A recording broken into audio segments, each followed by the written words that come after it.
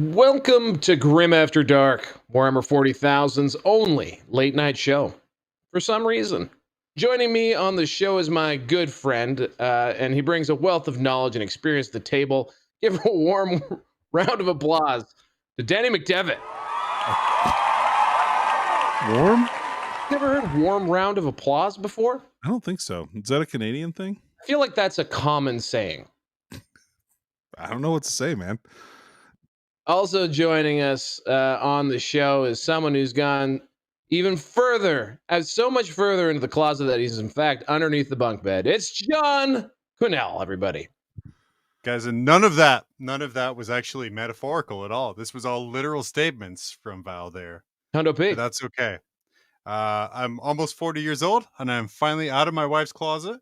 And we're streaming from Grim, the brand new Grim After Dark green screenless studio. Yes. Well, I mean, I feel like the bunk bed should provide you ample opportunity to add green screen, but your lighting looks fantastic tonight, I got to say, John. Brother, there's so much more room for activities in here now, and boy, are there some activities that I can't wait to perform in the bunk bed. Masturbating is what you're saying. Isn't that your kids' room? It's the Grimatorium. And it's well-known fact now that whenever you go on one of these dumb TVs, I think this is my first time in a TV, Right. These weird dumb glasses just appear on your face. It's entirely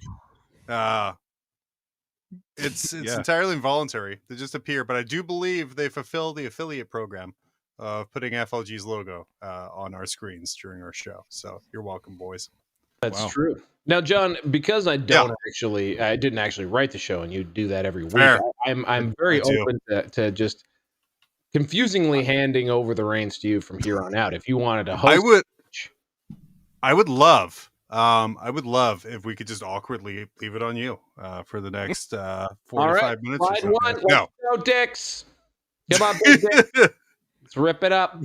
Wait, are we calling him Big Dicks now? Because I have notes. You have notes? Not Big Dicks? I have notes. Big Dicks? I have some corrections. Oh. Little Dicks. There we go. Itty bitty dicky? Okay. Let's try this. Slide one. Go. All right, he's still alive. Yeah, it's perfect. All right, Danny, what are we looking at here for God, the audio maybe the listener? best review I've ever read in my entire life. It's a review for this show. Correct. It's a 5-star review. It's saying it's the best as the title. This podcast is a glorious vehicle for Danny McDreamy, who is always spot on with his 40K takes. Why go anywhere else? Today, FLG stands for frickin' lost greatness. Just incredible. That is absolutely the end of that. Well, there's another part eventually. What? No, there's not. Yep. It has to end there. There could be no other parts to this. I mean, I could pick it up. Yeah, Val, pick you it up, pick Val. up the end there. Okay, is that good enough? Writes this listener. Please, let my wife go, Danny. My tears have washed the scent from her pillow. I've taken to wearing her clothes at night. Just send me a picture so I know she's okay. Twisted. You knew she was dead already. What's in the box? It's Warhammer, actually. Yeah. That's the answer Just every time. Sprues I haven't clipped the bits from, baby. That's all we got to know. Hey guys, sorry, I don't want to break this up, but Mark Murphy just killing it with the comments. He goes, "How long has Val been in the Matrix?" Looks like Morpheus. Hey, I'm a translucent Lawrence Fishburne. It's true. Yeah. Well, these are a toddler's sunglasses. I'm not going to lie. I think you kind of look like the Blood Bowl announcer, the vampire one. Yeah. All right, man. If played by Jack Nicholson. Yeah, perfect. This is a picture of a little Votannian, and the guy saying, "You're so cute." And then Grimdan comes in and says, "It's time to make you sexy." Danny, why do people keep making things sexy in Warhammer? John, it comes from a deep well of horniness that I think exists within so many gamers in this day and age. For a guy who's literally tuning in from underneath a bunk bed, you would think you would just intrinsically understand the need to make things sexy. Yeah. There is nothing sexier. If you want, we can absolutely turn this into like a Warhammer Plus stream. Oh. I don't know how into that you're going to be. Let me see, get the right settings here. Hands. Oh shit! Well, Look at that. no faces. Okay, No first thing faces, we're gonna do yeah. with the Patreon money is get you a new hobby mat, because that's gonna need. That's a little psychedelic, man. Guys, this is why we need the Patreon money, is for this hobby mat right here. Yeah, and only like yeah. 30-40% of that is paint. So Yeah, it's just Good lacquer on the it's a lot of top lacquer. layer. moving on. Some chaos on chaos action. I found this picture, which is like a really well done painted model this time, Danny. Okay. Yeah, yeah. we're back to Warhammer. Back to the thing. I'm gonna ask you guys, This motherfucker's shushing. just like Skarsnik that you wanted to have. But I'm gonna ask, what's the more tired joke? Dark Angels being traitors, or I am Alfarius, which this picture represents both. Dark Angels being traitors. That is got to be the one that just is not fun. It's I'd say, like, as far as like 40K jokes that suck, is Dark Angels are traitors, and look, I put my passport in my shoe. Isn't that funny? Now, does that one only suck because you just get traumatized with it every time it's brought up for the next decade? Well, I'm not traumatized. I'm just saying that, like, it's just usually a hackneyed. It's like, I think I've described it this way, like when you were in the schoolyard as a fat kid, sometimes people would creatively mock you for your fatness, and at other times someone would just be like, "Hey, you're fat," and you'd be like, "Good point, thank you for that." Like, yeah, thanks. Real nice qualitative observation you made there. It was good for you to let me know that. I had no idea. Right. So I mean, the Dark Angels thing, I think, falls into that brand of hackneyed, insult humor. Danny, what's your take on the I am Alfarius? So for me, this is like my new least favorite thing, is all of the Alfarius stuff that's coming out in the past couple of years. Yeah, it's like this weird, like, Deus Ex Machina that they just like to throw in there for like whenever they want something to be surprising. Oh, just kidding, it was Alpha Legion all along. Like, it's old too. Not as old as Dark Angels being traitors, which I've made many jokes about, but I'm done with it, right? Like, yeah, it's spent. It was the latest Siege of Terror book. I was like, really? That's where we're going with this? It's good times. So what you're saying is that there's a lot of, like, actual references to, like, people being Alfarius in the lore and stuff. Is that what's annoying? I've read at least 3 books where he's died, and properly died by the author. Totally dead this time? Yeah, and then he shows back up again. So you're like, okay. I got it's not a fan. I mean, I think the most glaring issue with that model. By the way, amazing paint job. Love those. Love those, like, uncloaking paint jobs. This is a pretty common. Yeah. You see this with, like, Coutts stealth suits.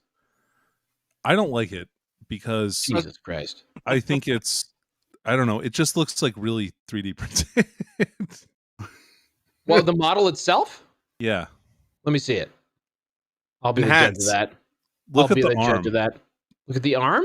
Yeah, look at the arm of the Dark Angel on the picture on the left. On the left. Okay, so Danny's referring to, I'm just looking at a really pixelated version from Dickie's computer. I don't think I don't know. I think he's a it's the edge highlighting line on the elbow. All right. Yeah, but like, look, like, it's not just that. It's also like the gauntlet has too many pieces, and like the backpack, like the ring for the Primaris part is wrong. His torso, like in the middle, is too tall. Where was this posted? This picture? This is on Reddit. You think it's made Warcom yet? Because I doubt anyone at Games Workshop could deliver that much detail about a Primaris space parade. Look, they don't just let anyone onto Warcom. You have to be a pro painter to get on Warhammer. Yeah, absolutely. I'm pretty sure you just have to hashtag Warcom on Twitter, and you can get on there. And also, never render faces, guys. Just don't do it. No, Danny. By the way, Danny was on Warhammer Community last week for his Azrael paint job, which was fantastic. Oh, really? But disappointingly, he did rim his base. Yeah, so I saw it. I saw the base was unrimmed, and it was splotchy and, kind of red. It looked irritated. Let's put it that way. And I looked at it, and it irritated me. And I'm just like, you know what? I can't turn this in good conscience with the base without it being painted black first. So I just went through and I did it. Yeah, Dunzo. Like this guy right here. Mangron. Never giving into internet Never do giving it. into internet bullies. No, it will continually be unrimmed. By the way, Mangron disappointed me not because of the rimming, but because he wasn't like ultra flesh tone. Like he wasn't like super fleshy. Like you really hyped up how fleshy he would be. And he just kind of looks kind of like rose. He's a bit of a rosé. He's really fleshy under the armor. The problem is like under this, he's buffed as hell under this armor, but I had to glue the armor on, which I wish I had it now, but oh well, I'm not going to buy another $140 model from our good friends at Frontline Gaming, frontlinegaming.org. Get a great discount of it if you use the affiliate code in our notes. Then that allows us to buy several more Angrons. Actually, that doesn't get them a discount. It just gives us some money off of their purchase. Well, yeah, but they sell Games Workshop products at a discount. Yeah. Well, they do. That's true. That's true. Yes. And off MSRP. Their secondhand shop can send you 2/3 of a monolith and then a return shipping label. Let's move on. Very great customer service on this, though. Next one to go. Who wants to be a Loremaster? Which is my favorite one. Danny, answer this question. How many Primarchs did the Emperor create? I don't know that I guess 21. Why? I don't know. Hold on. All right. So here's a doofus's perspective on this. I also was going to guess 21 because I'm pretty sure there's supposed to be 20, and then 2 of them went missing, and then I just figured because it's a tricky question, there was an extra one. So the Alpha Legion has 2 Primarchs. Or does it assume that the Emperor made the other 2 Primarchs for the missing legions? So I just counted those in there. Yep. Okay. Is there like a proto Primarch as well, though? Wouldn't he count? Is he a Primarch? For all intents and purposes? No. For all intents and purposes. Well, that's true. So, fair enough. Do you have a Legion? With the Alpha Legion, then are they are they both 100% a Primarch, or is everyone half of that Primarch? You know what I mean? So like is half of the Alpha Legion Omega and the other one is Omicron or whatever the fuck? I think they're identical twins, man. So I don't think it's any different between them. Just identical twins, like in Breaking Bad, those bad guys, those bad hombres. Exactly. I think in game terms, there's about 1,500 Alpha Legionnaires who are Alpharius currently. And back in the Horus Heresy, there was about 30 to 40,000. So he created a lot of Primarchs if we go by the official lore. So, all right, let's just keep going here a little bit. Because let's move on. Because a lot of Space Marines, are grown in vats and stuff. Wouldn't they all just look the same? They're not grown in vats. I don't think they grow Space Marines in vats, bro. Well, Primaris are grown in vats. True. No, they're kidnapped as children, modified extensively and put in a tube. Like a version of the Primarch, but they were kidnapped as kids. Yeah. Do you not read that part of the lore? There's this whole part. What, the Space Marines are kidnapped? The Space Marine, the Primaris one. Space Marines are. I thought you said the Primarchs were. Oh God, no. Okay. Yeah, weren't they scattered to the fucking stars by Slanesh or something? Technically, he created none of them by himself. He had help the whole way, which was a great addition. The call pattern Primarchs. It was Arkenland. We all knew it was Arkenland in the study with a candelabra.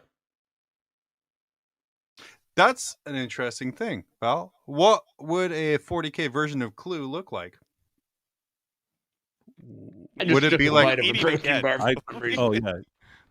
Dude, this would it is be great. like?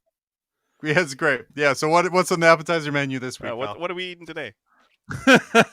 Ourselves a Cliff Bar. A little Cliff Bar here. Mm-hmm. Oh, that's pretty healthy. It's protein. Plant-based energy, though. It's pretty good. See, I didn't realize it would come right back to me like that. I was trying to time the bite. Danny, what would a 40k version of Clue look like? Well, it's obviously an Inquisitor's retinue or a bunch of Inquisitors trying to solve a crime.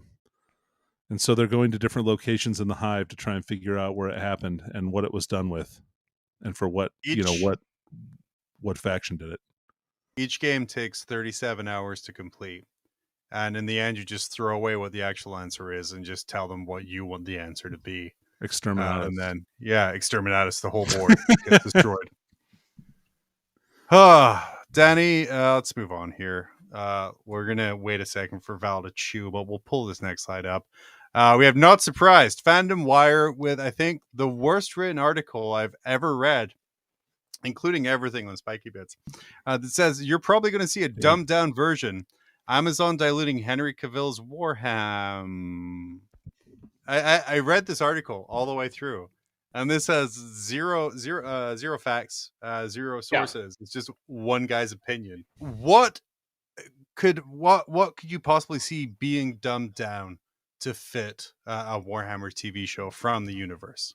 Oh, I mean, well, they're only going to have 10.5 Primarchs. Because if they have them, then they don't have as many to keep track of. That's how they're going to dumb it down. The Emperor created 6 legions. No. He created 11. He created 10.5 legions, and they're all still fine. Some of them just died. Don't worry about it. One half legion is Ferrus Manus. The other is Ferrus Manus's head. This was led by. What do you guys think? What is the worst version of Warhammer that a TV show could present? Tie in the old world to 40K. That's it. Now we're cooking. No. Long ago in the before time when Sigmar ruled the land, the Emperor came. But why? You don't feel, Danny, I feel like you have an opinion on this. Okay. So you don't have an opinion on a lot of things. You don't feel like that's a missed opportunity, the fact that there's not some form of crossover? Like, why is so much the same? Even like AOS to 40K. Like, we're going to take this to fantasy. I mean, we have the same gods, and a lot of times we have crossover in chaotic characters. Like, sure. You'd think, and like AOS is also like a multi-dimensional realm gate business. Like, it seems to me that there would be continuity between the two, and it's the mortals that have different experiences. Yes, John. I have an answer for this. Mm-hmm. It's because with one shared universe, you can only sell licensing rights to one thing, whereas with 2 separate universes, you can sell licensing rights to 2 things. But I'm not a lawyer, Danny. Was that then you pretty can sue accurate? somebody for using Slaanesh in your 40K when they only have it licensed for not for fantasy. Imagine a world where they sell the rights to 40K for media, but you're not allowed to use anything referenced in AOS. But your bad guy has to be Chaos. But I feel like this goes back. That's what that becomes. This goes back further than any point in time where GW had any idea of what IP was, and they're probably still kind of touch and go on that concept as it is. But like, you know what I mean? Like I mean, back in the day, I feel like they set it up so that it was the same. For sure. Mm-hmm. And then at some point, they did cleave those two things, because I mean, the Amazon example, it's everything. It's not just 40K; it's everything. So like that maybe doesn't work. Yeah, sure. Maybe it is for AOS too. So maybe they will link those. The old world was supposed to exist in some world in the Eye of Terror, kind of in the back in the background fluff, like somewhere, but unidentified, and you couldn't visit it. And you used to get stuff in fantasy that were essentially like 40K weapons. Like you could roll up a bolt gun on your Chaos Champion, in like this is going way deep. Yeah. So like there's stuff for that. And then they had an Albion campaign in 6th edition Warhammer Fantasy where they gave you like 40K weapons. Like you could like the the High Elves won the campaign, I think, and they got like a Power Fist, and the Dark Elves got a Lightning Claw. But I mean, it was called like a magic item, but it was a Lightning Claw essentially. Like for that's kind of cool. To me, that's kind of cool. Do you think that's hack, or do you think that's kind of cool? I don't know. I like to keep them separate. Just don't get too much chocolate in my peanut butter and vice versa. We have to be a serious show with serious things. Danny, I want to share this picture that you shared with me this week. What are we looking at here? Oh, so this is a picture of 2 of the new Aegis defense lines. Nice. Coincidence Absolutely. They can fit together like this? I don't think so. Really, the power of the Aegis comes from the balls. That's what's important to that's where all the remember power is, Jordan. You're right. And the most cover. Yeah, the defensive buffs too, because before it got FAQ'd, it wasn't usable unless you were on top of the little on top of one of the balls. much like in real life. Danny, Val, what other fortifications do you guys believe could do with a redesign a la the Aegis defense line? Oh, the Bastion. Give us a new Bastion kit, because that thing was cool when it came out, right? Like it's like a classic 40k piece of terrain. It would be cool if they had one that was like more usable or playable. Like even a ruined one would be cool with like some levels on the inside or something. That'd be a neat kit. Mm-hmm. Yeah, I mean, to follow up on the Bastion also has a deep history in 40k because it was a card. It was one of the card based pieces of terrain from way back in the day. I mean, this is the first time I've looked at any detail of the Aegis defense line. Interesting. Let's pull it back up here, Dickie. It's like they stripped off all the shit stuff from Wall of Martyrs, right? Like they stripped off all the dead bodies and the skulls and stuff, and they just left it clean. The Bastion, though, like you said, Danny's right. It's like I even forgot about that kit, and like I have one because it is a classic kit. We're like, wow, they make this big square building now with the 4 bolt guns sticking out of it. I would go to say Skyfall landing pad, even though it got a bad rap from then to 6th edition when everything and their mother was standing on top of a Skyfall landing pad to get that save. Sky Shield. Sky Shield. Skyfall, that's a Bond movie. Sky Shield landing pad. I kind of hope if they redo it, I hope it's all blocked in underneath, because then it actually makes it a pretty usable piece of terrain, to be honest. I hope it's also still like 3 feet wide. So it's all just boxed in. Got to land a Valkyrie on it, man. Or 3 Repulsor Executioners. Or 1 Warhound Titan. If you want to terrorize... or 1 Warhound Titan. Or if you want to terrorize a Horus Heresy event at Adepticon, just 1 Warhound Titan on a Sky Shield landing pad. Booyah. Lovely. Love it. It's good. It's a good name for a memoir. Should fortifications, though, guys, be a part of the game of kind of match play Warhammer? We don't see them hugely on the tabletop right now, but do you feel like fortifications are something that should be taken during match play 40k? I mean, as the person who brought in a kill as strong point to a LVO many years ago, I 100% think they should be. I love being able to bring a building. I think it's cool as hell. I don't know why. I just really do like it. I don't want it to go away, but I also really resent paying points for terrain. So, like, philosophically, I have an issue with it, but I don't want to ever see somebody else like not have the option to do that. I think they're really cool. Nothing against them. Mm-hmm. I don't like paying points for things that should be on the table. Do you think they should move to a system where everyone gets to bring a terrain piece, or is that just as dangerous? I think that'd be awesome. It'd be dope. You down with that? I'm really the AOS way, right? Although I think you have to pay for them now in AOS. But I don't think so. No. What if Mark Murphy coming in letting us know that AOS has done a good job of faction terrain that costs 0. So yeah, like I said, I think that'd be a good way to go. Yeah, I mean, it sure looked like that's what they were doing in 40k because everyone was getting a terrain piece. Like, I mean, we got the cool ass Imperial Knight little fixing station. You had the cool ass drill for Gene Stealer cults. Yeah, just the points is what really killed them. If they were free, you got the mech shop and the Gargant head for. I forgot the Orcs have too. I forgot the Gargant head. Yeah. Both of them are absolute garbage. Well, actually, I don't know that about the Gargant head because it's the 9th edition thing, so I have no idea. It's not good. But nothing's changed. Nothing's changed. Awesome. Still bad. Yeah, no, there's lots of like, and it just, I don't know, it doesn't sound snooty, but like it's really cool to build. Yeah, it's really good. What's the word? World building is like the Wraithgate is so cool for that, like that army too. It's really fun to use. Like, I don't know, I really like the rules for that. Yeah. And if I ever need some quick cash, I have a Wraithgate I can sell for several $100s according to eBay. So I'm all for that. Several $100s? They are stupidly valuable because they're really good now and they're not made. They go for stupid amounts on eBay right How much do the 3D printed versions that look almost picture perfect go for? Because I can just fire up the old machine back here and we got some money going on. Grim After Dark. Yeah. Grim After Dark. What are they called? Grim After Arch. Grim After Arch. No, please no. Absolutely. Well, moving on. Danny, explain this next one here to me. There's this little picture here I found. I had to recut it a little bit so it made sense. But take us through what it says. Every time you press the button, 30 guardsmen will die. There's looks like a guy in some kind of a general's hat, maybe some kind of a French. It's like a French officer's hat. Yep. First World War. But you'll tie up Angron for 1 full turn. And so the guy hits it again, and the guy's begging him to stop. Please don't. And then he says, "The Emperor protects," and he keeps slamming this button. Is 30 guardsmen a turn a good trade for keeping Angron busy? No. What else to say no? Yeah.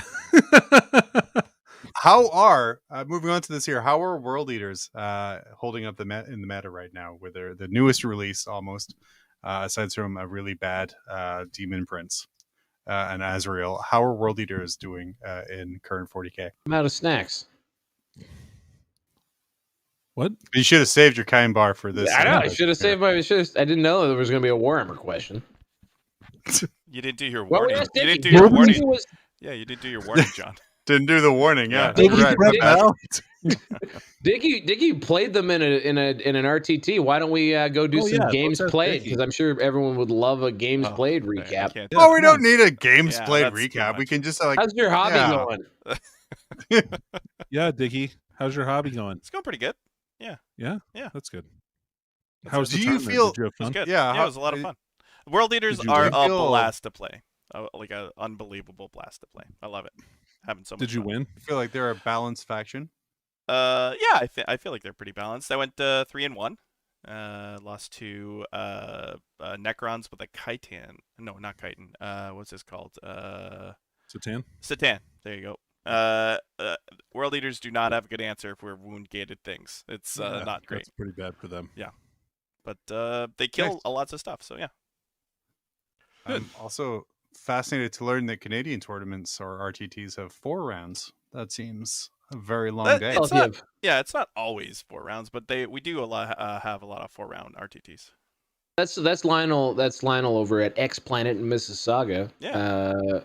I guess because it's more than 8 players playing, so they go to a 23, I believe, was the number. So, yeah. Started at 8 a.m. in the morning, boys. Yep. That's how. Wow, that's serious. 30 for 40K Canucks are. That's too early. That's too early.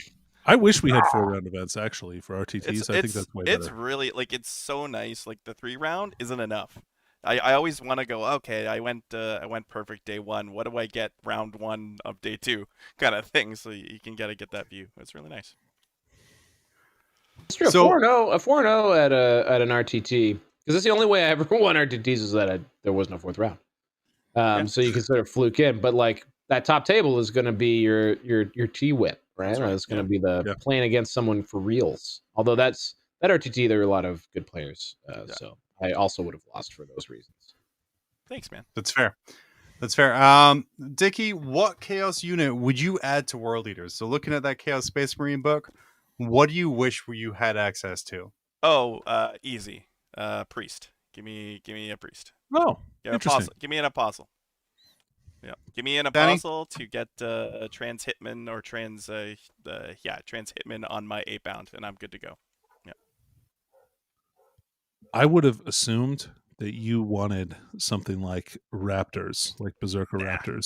Nah, we're good. Really? Oh, we're good. Ooh. We're good. The bunk bed started rocking when you mentioned Berserker Raptors. That's a very good answer. That's a good Holy answer. Cow. Good thing I don't have to stand up for another 20 minutes and 52 seconds. What about sort of the other way around, Danny and Dickie, a little bit here? What World Eaters units would you make available to Chaos Space Marines? So go ahead, Danny. I was first last time. I'm fine with the ones that Chaos Space Marines have access to. They already have access to Berserkers, and that's all I really want them to have out of that book. Exalted 8-bound. Probably the word. No. No. Why? Please don't. Please don't. What's wrong with that? Yeah, those seem like a great time. I'm sure that word bearers getting full rerolls on the hit rolls with those guys, or like Night Lords getting +1 to wound a lot. Yeah, go ahead. Fun. Go ahead. Question from the floor here. With the Space Marines, taking factions that had for generations their own codexes, Dark Angels, Blood Angels, and the like, Space Wolves, and making them supplemental to a core list of unit selections, and then having their own Snowflake units branching off of that.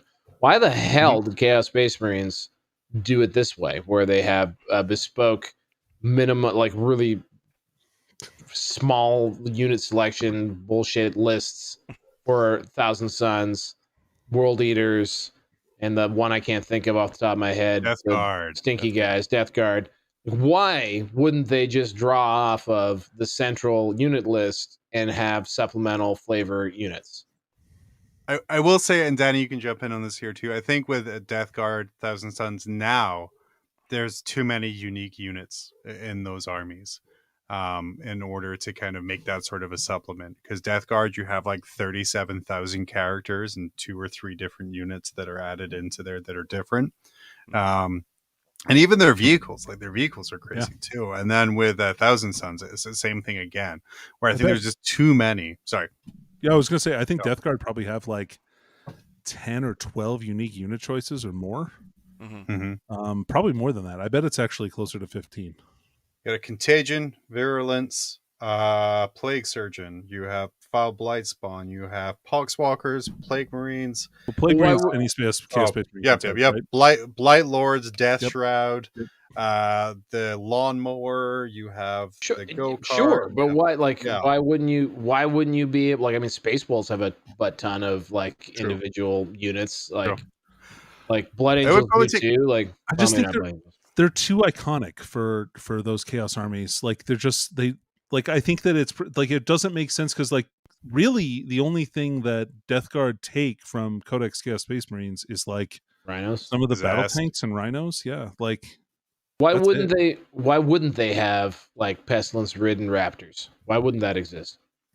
Why wouldn't there be Havocs and like you can't have Nurgle raptors? They can be marked. Why? They can be marked. They just in the book. But why can't Death Guard have them? Is what I'm saying. Because I think it's counterproductive to the way that Games Workshop wants that army to be played. Or in the background for like Death Guard didn't have a lot of jump pack units like as like part of like this type of stuff that they took with them back to the Eye of Terror. So they weren't really proficient in that kind of warfare. So here goes something, because I'll reveal a secret trick here. I actually don't like the fact that Space Marines draw off of a common book, and I think it makes them all very samey. And I actually do like the way Chaos does it. But that all being said, I just wonder what is the place of just vanilla Chaos Space Marines in this sort of arrangement? Yeah, to sort of, I think the way it is so all of the god specific factions will have their own book eventually. Eventually, because right now Emperor's Children do not. Right. Yeah, but they will. They will. And then the ones that are not god specific are part of the Chaos Space Marine book. And of them, I think that probably Emperor's Children are the most like the other legions, like as far as the way that they kind of do war, other than that they have a lot of noise marines. So, like, I think other than that, they're pretty much what you would expect them to be. Do you think it's the Primarch, though? I mean, that's a huge part of it for marketing, right? Yeah. Like, to get the Primarch in there. Yeah. I don't know why they do that for Space Marines. I think it's because they do draw from the same list of equipment and kind of like general battle strategy from the Codex Astartes, whereas like Chaos Space Marines don't really follow that. But I wouldn't really care if everybody had their own codex. That would be fine. Well, it just felt like well, I guess you were getting weird arbitrary situations where like whatever Blood Angels didn't have. What did they not have? Devastators forever. Yeah, or Centurions. Centurions, thank you. Like there was sort of, and it was sort of became kind of arbitrary because they weren't making very clean choices. Correct. They were sort of doing randomly something wouldn't be included in a particular list. But when you look at something like Space Wolves, I don't know, it kind of feels right that they're just like such a non-codex faction, right? Like any of the chapters where they are kind of chaotic in a way, where they have like really gone far away from the Codex Astartes, you'd think that they would sort of do well with that sort of independent book with lots of bespoke things. What happens is because Space Marines are such a huge part of Games Workshop's product line, new model releases are frequent. And it's much easier to be like, hey, we're releasing this new unit of Nerf Primaris Marines. Everyone can take them. As opposed to having to be like, hey, We're releasing this brand new shiny unit. Isn't it great? By the way, you can take them. You can't. Let me update 6 different documents to tell you who can take them and who cannot. Or on the flip side, releasing a new supplement codex every year or every other year, which gets too much. Whereas with Chaos, it's much less of that. I actually like the way they do it myself. I like the relational style. It means they have to do less reprinting of stuff, and you can kind of look for one area where you can see all the stats for all those armies like pretty easily and quickly. So I do like that part of it, but I understand where you're coming from, Val. Is it a book limitation though? Like you know what I mean? Like they've never really. I mean, they used to duplicate all of it, right? Like used to have like a Blood Angels Rhino and a Dark Angels Rhino and a Space Wolves Rhino, or like all that kind of stuff. Like I do like that core reference idea. Like the idea seems sound, but also like there's, I mean, like an app wouldn't have this problem. Like, is it a way to sort the book? It just seems strange that like one is sort of gone one way and the other one hasn't. That's all. Yeah. Danny, this is something you shared that I want you to kind of go over here. I call this Danny's favorite custom chapter. What are we looking at here? Oh, dear. Oh my god! Hold on, I gotta zoom in on this. My image is too small. Just a second. Enhance. All right. So, Chapter Master Thomas Baz of the Rampant Lions demonstrates why it's a very bad idea to invade a barbaric Astartes homeworld. Seated on his throne made of Tau and its client races Bones and Skulls, he keeps their ethereal commander as a slave on a chain. How's that greater good working out for you now, huh? I mean, he's inspired got by Frank Frazetta, drawn by Giuliano Andrande Silvia, is a very good artist who is amazingly cheap. This only cost me €80, so give him a try if you want some of your own art. Now, the picture here is really important because it shows a. First of all, there's a naked woman. On one side of him. Space Marines famously love the naked women, right? And then at his feet is the chained up ethereal, which has just massive boobs. I was going to say, definitely the suggestion of very large boobies. Yes. I think he's probably on Grimdank too much a little bit, looking at inappropriate pictures of Tau. I'm just curious now, how badly do you have to get beat by Tau to just start harboring rape fantasies about them? Like that's like you've been playing Warhammer since 6th edition. Riptide Wing has left a mark on him. Just like if you're playing this guy in an RTT at your local store, just fucking don't reroll stuff. Just let the guy have one. Like this guy's been messed up really bad. What if it's round 4 though? And it's all to play for. Jeez Louise. Danny, would the Tau's famously hollow bones lead to the collapsed throne? You know, only the Aircast have hollow bones, so I think that if he built it with the majority of like Earthcast workers, that's probably pretty sturdy. And you know, I wouldn't build it with Kroot bones either, as again, those are also probably hollow. But yeah, probably though. A throne made of bones, it's probably not super strong if you're going to sit in it wearing your full suit of power armor.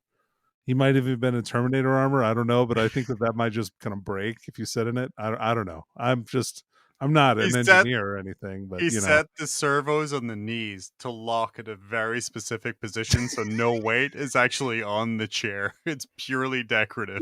He's just straight up there taking a shit, dude. Just watching women. He's hovering like a middle-aged woman on a public bathroom. Just waiting right there. Why? And Dickie, pull this picture back up here again, if you will. Or just why? I mean, why does the chapter master look like Billy Mays, the OxyClean spokesman and cocaine aficionado? This guy's idol. Yeah, he probably has his poster up in his room. Just some infomercials on Quick Play, like ready to go after he finishes. A bit of Mark Murphy's comment in chat: it puts the triptide in the basket, or it gets the hose again. Yeah, look, guys, incels don't get a lot of wins, like Kelsey points out here. So if you can give them just one, like Val suggested, I think we really, just throw this guy a bone because he's not throwing any. Do you think the inverse? You think the inverse applies though? That like guys who like always win at Warhammer also get fucking laid all the time. Dude, I mean, we could talk about Slaying big tits over here, but we're not doing that tonight, right? Just like 4-0 at the at X Planet and just crushing it at the bar afterwards. Yeah, that's a deep cut. Guys, what custom artwork should we order? Because we got to keep these artists employed. Danny, what's our specific Space Marine chapter? Do we have to? I mean, please let them I think first of all, like this is exactly what the artificial intelligence has been training for years to do. Like, I mean, we can just let the robots handle these kinds of pictures. Except for hands. We can have somebody go in later and draw regular hands on some of these models. I think that would be fun. Yeah. Beautiful. We got a couple more here. We're going to go next to slide 14, Dickie. I call this one Appetite for Destruction. This guy in Reddit says, "Hi, I'm relatively new to the hobby. Sorry that Reddit was your first stop on this, but want to kindly ask which other apps could be helpful." And on the screen, we have the Citadel Color app. We have the Warhammer app, the Warhammer TV app, Reddit, Battlescribe, Etsy, and of course the wonderful Tabletop Battles app. Guys, what are some of the must-use apps for Warhammer? Chrome, so you could access Wikipedia.ru. I would say like cow bones. Yeah, maybe some kind of a meditation app to help you when your dice roll bad. Mm-hmm. So you don't act like. And then I would just go ahead and just delete Reddit right off of there. Just get out, get rid of it. Get out of there. It's not going to help you. It's only going to make you worse. I have one actually. Yeah. Recently, someone reached out to me. Pretty much. And actually, so I'm going to flip this question. Oh. Because recently someone reached out to me and said, "Hey, I'm a person who can talk computer, develop things, and I love Warhammer, and we love what you do. And what do you think we should make?" And I thought it was like, I was so overwhelmed by the question because it's quite the question that I ghosted them. So I don't think they'll actually do anything that I tell them. But nonetheless, so like, what app do you think should exist that doesn't exist right now if we could have better technology? I think something personally for me to get rid of some of the math, or to make some of the math easier. So like not a dice rolling app, but a probability app almost. So, like what am I likely to kill? What am I likely to hit? You mean like Hammer? Yeah, like something like that. But obviously with the Grim After Dark branding and $1.99 a month subscription fee. I think like something like that is super good. Rightful Ruler is an app that I've used for a long time still with the AR to kind of mark out how far things are from objectives. You use it, huh? I do use it. It's actually super helpful to kind of give you just a little top down with your phone. And it's not 100% accurate, obviously, because it's very micro things, but just kind of gives me a really quick overview of the board state without having to go and measure a bunch of things. And if it's a really close KG game, maybe I don't want my opponent to know what objectives I'm looking at or what I'm measuring at or what I'm doing there. So I really like Rightful Ruler for that. That's cool. You actually use it in game because that's super badass. I love that.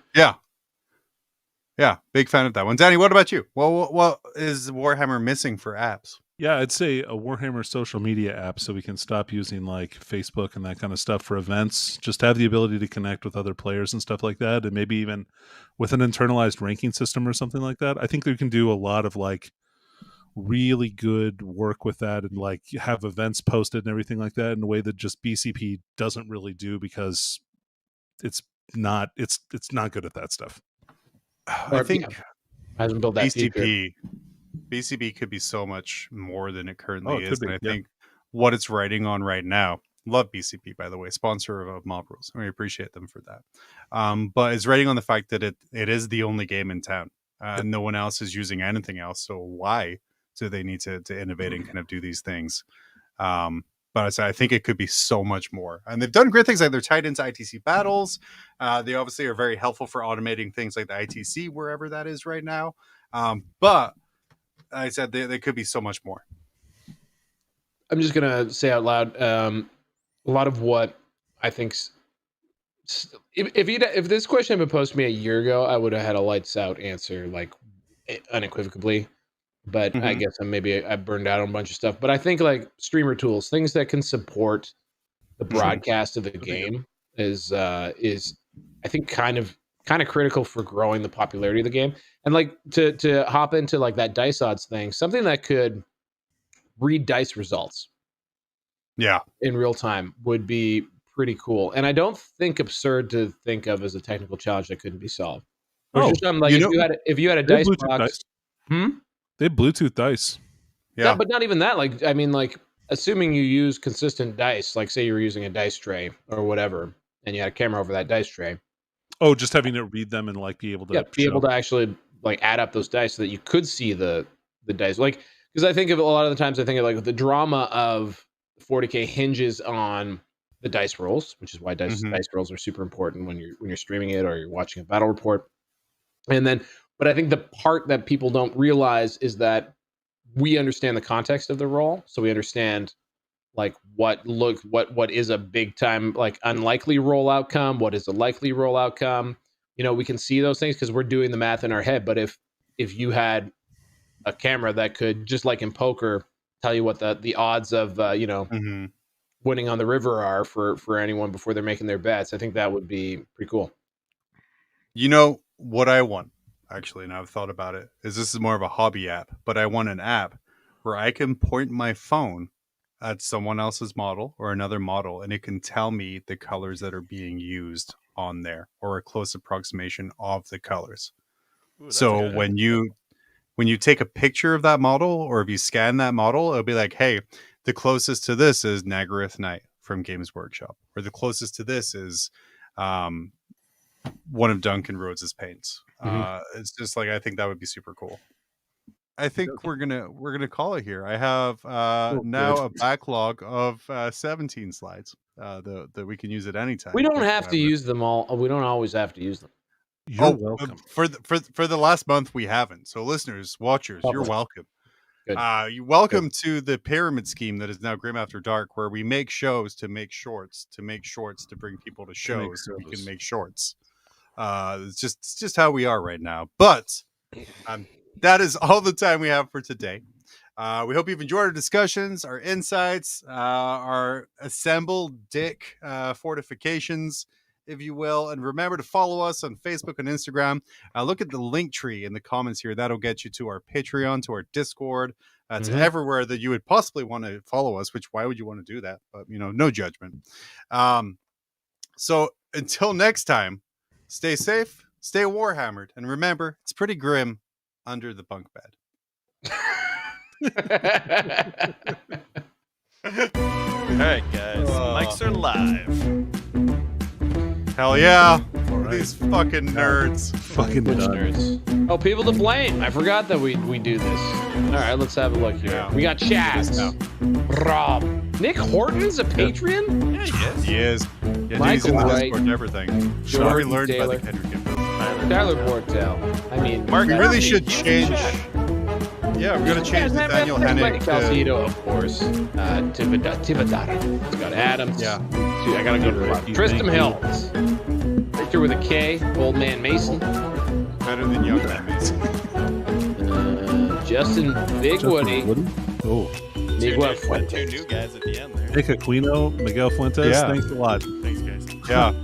Just think, with your support, you could have bought a coffee with us. I like not a good one. No. All right. I gotta read the rest.